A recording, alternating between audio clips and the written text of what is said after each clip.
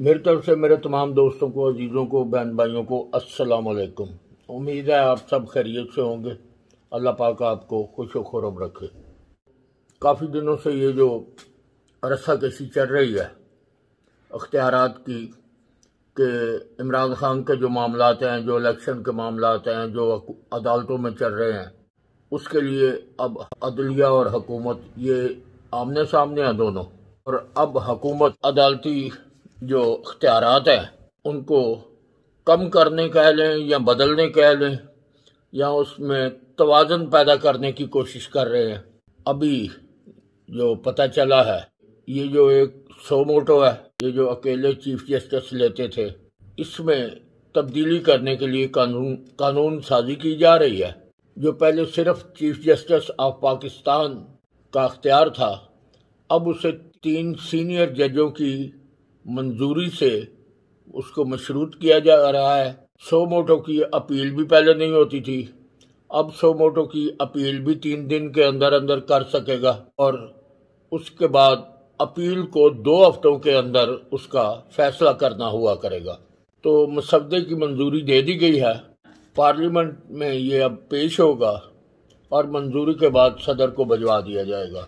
अब आ जाते हैं इस तरफ कि सदर इसको आराम से या आसानी से, सदर इसको आसानी से मंजूरी या दस्तखत तो नहीं करेगा, लेकिन सदर के भी इख्तियारात महदूद है कि एक दफ़ा वो अगर नहीं करते तो दोबारा ये मंजूर भी हो जाएगा।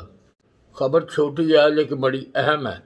और ये जो इलेक्शन के लिए या वैसे भी आम मामलात के लिए अदलिया या चीफ जस्टिस ऑफ पाकिस्तान अकेले फैसला करके सो मोटो लेके तो उसके बाद वज़ीर आज़म या किसी को चलता भी कर देते हैं, इस पर इख्तियारात जो है इनमें कमी की जा रही है। क्योंकि कानून साजी तो पार्लियामेंट ने करनी है, तशरीह अदलिया ने करनी है, तो जो कानून बनेगा उसकी तशरीह करनी है।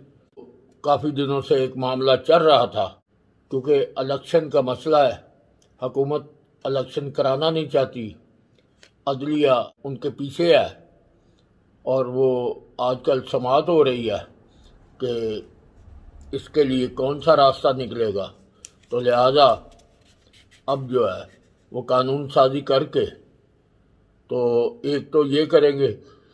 बरमला हुकूमत मरियम नवाज वो कहती जा रही हैं कि इलेक्शन से पहले एहतसाब होना, तराजू बराबर करने हैं। अगर इन चीज़ों को देखना है, तराजू बराबर कैसे होंगे, क्योंकि स्कैंडल बहुत से आ रहे हैं, वो भी सारे सुन रहे हैं। कहीं ट्रकों की बात हो रही है, कहीं कुछ हो रही है, तो उस पर भी कोई इंक्वायरी कराने की बजाय या उसका जायज़ा लेने की बजाय अदलिया के मुअज़्ज़ज़ जज साहब ने कह दिया है कि इसकी कोई अहमियत नहीं है, इसकी कोई यानी दूजे लफ्ज़ हैं, यदि कोई औकात नहीं है।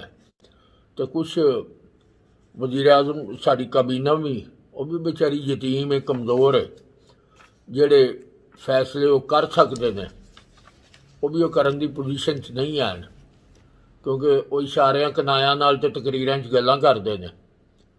हालांकि वज़ीर आज़म जेड़ा है वो इख्तियारात ने उहदे कोल, वो सीधी गल करे। मतलब शर्मा के गल्लां करन दा की मतलब है? उहदे नाल तो मरियम औरंगजेब है, मरियम नवाज शरीफ है या शाजिया मरी साहबा ने, वो भी अपना काम करदियां ने। तो वो यानी कहने का मकसद ये है कि बस इस तरह दी गल्लां करदे ने कि जिहदे विच उन्हां दी मर्जी है कि मेरे सिर ते भी ना आवे तो काम भी हो जाए।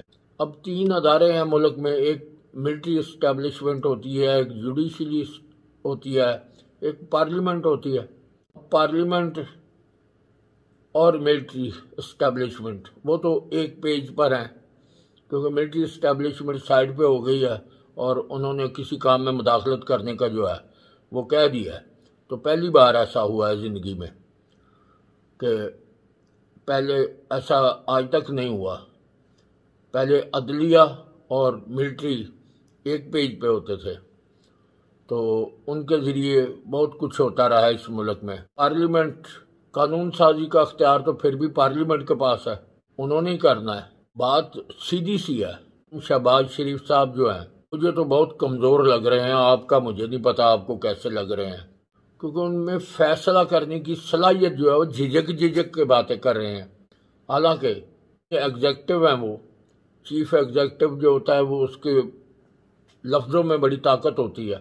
कभी स्पीकर की मिन्नतें कर रहे हैं तकरीर में, कभी वैसे इशारों कनायों में बात करते हैं। उनका मतलब है सप भी मर जाए तो सोटी भी बच जाए।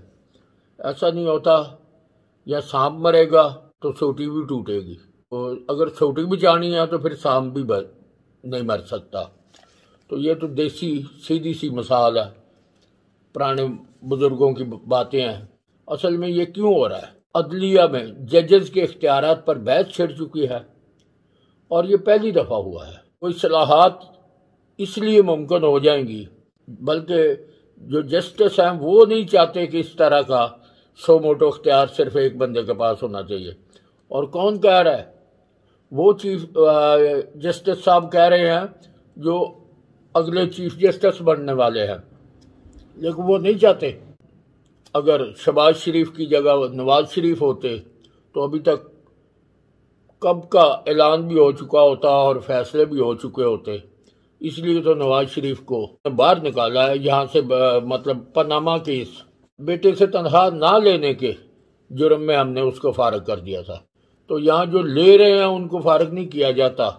अदलिया के हाथों 2 वज़ीर आज़म की कुर्बानी तो हो चुकी है और पार्लियामेंट ने सोचा है कि इस चीज़ से बचा जाए। वैसे तो जुल्फ़िकार अली भुट्टो भी अदलिया की वजह से सजाए मौत हुआ था।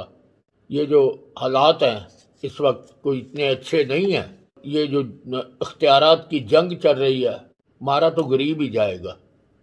ताकतवरों को तो कुछ भी नहीं होता। उनके पास तो उनकी जागीरें, उनके बैंक बैलेंस बल्कि बाहर दुनिया में पड़े हैं, सबके पड़े हैं। यहाँ से जो भी जज रिटायर होता है वो कहाँ पाकिस्तान में रहता है, वो बाहर चला जाता है। तो इसीलिए जाता है ना कि उसके वसाइल इतने होते हैं। जो जर्नैल हैं वो भी चले जाते हैं, जज भी चले जाते हैं। तो यहाँ तो भूख मरता है गरीब आदमी। वो गरीब आदमी के वसाइल ही नहीं है कि वो जा सके। तो इसलिए इसके मुकद्दर में तो ये धक्के, ठेडे, जलालता लिखी हुई ने अमीर लोगों के और वो चंद ख़ानदानों के मामलात हैं। उनकी लड़ाई है, इख्तियारात की लड़ाई है। तो पेज को लाइक करें, सब्सक्राइब करें, शेयर करें। तो इसके साथ ही इजाज़त दें। खुदा हाफ़िज़। पाकिस्तान जिंदाबाद।